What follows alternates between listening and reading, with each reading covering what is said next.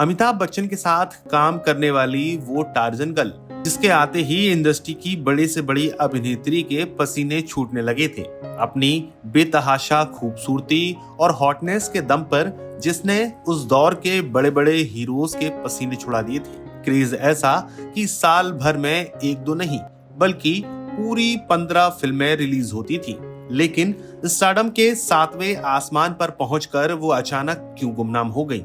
कहां गई बॉलीवुड की ग्लैमर गर्ल किमी काटकर? चलिए जानते हैं। दिग्गज अदाकारा मीना फर्नांडिस की बेटी किमी काटकर ने महज 17 साल की उम्र में कदम रखा बॉलीवुड में और साल 1985 में आई फिल्म एडवेंचर ऑफ टार्जन से रातों रात पूरे देश की सनसनी बन गई। वो बन गई बॉलीवुड की टार्जन गर्ल। इसके बाद मेकर्स उनके पीछे लाइन लगाकर खड़े रहते थे। किमी का जादू इस कदर सिर चढ़कर बोल रहा था कि सिर्फ साल 1989 में उनकी पूरी 15 फिल्में रिलीज हुई थी, जिसने उन्हें उस दौर की सबसे व्यस्त स्टार बना दिया था। साल 1991 में आया फिल्म हम का आइकॉनिक गाना जुम्मा चुम्मा। अमिताभ बच्चन के साथ इस ब्लॉकबस्टर गाने ने किमी को हर दिल की धड़कन बना दिया था। लेकिन ठीक अगले ही साल यानी कि 1992 में जब उनका करियर पीक पर था, किमी ने एक ऐसा फैसला लिया जिसने सबको चौंका दिया।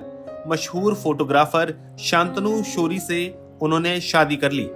शादी के बाद उन्होंने हमेशा हमेशा के लिए चकाचौंध की इस दुनिया को अलविदा कह दिया और मुंबई को छोड़ दिया। सालों तक गायब रहने के बाद साल 2025 में एक्ट्रेस शिवा के YouTube चैनल पर किमी ने आखिरकार इस गुमनामी की वजह बताई। उन्होंने कहा कि उस दौर में मेकर्स चाहते थे आप पर्दे पर हमेशा सिंगल दिखें ताकि फैंस आपको अपना समझ सकें। प्रोफेशनल्स और पर्सनल लाइफ को एक साथ संभालना नामुमकिन था। किमी का मानना था कि जिंदगी एक ही है। वो मॉडल बनी, सुपरस्टार बनी, अमिताभ बच्चन के साथ काम भी किया। अब वो बस एक यंग मदर बनकर अपनी फैमिली के साथ सुकून की जिंदगी जीना चाहती थी।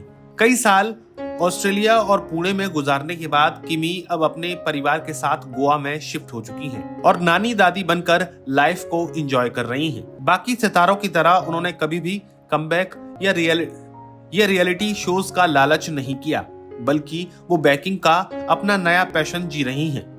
भले ही किमी ने स्क्रीन छोड़ दी, लेकिन जुम्मा चुम्मा गर्ल के रूप में उनका अंदाज फैंस के दिलों में आज भी जिंदा है। क्या आपको किमी काटकर की फिल्में पसंद थी? हमें कमेंट सेक्शन में जरूर बताइएगा और ऐसी ही और कहानियों के लिए हमारे चैनल को सब्सक्राइब करना ना भूलें।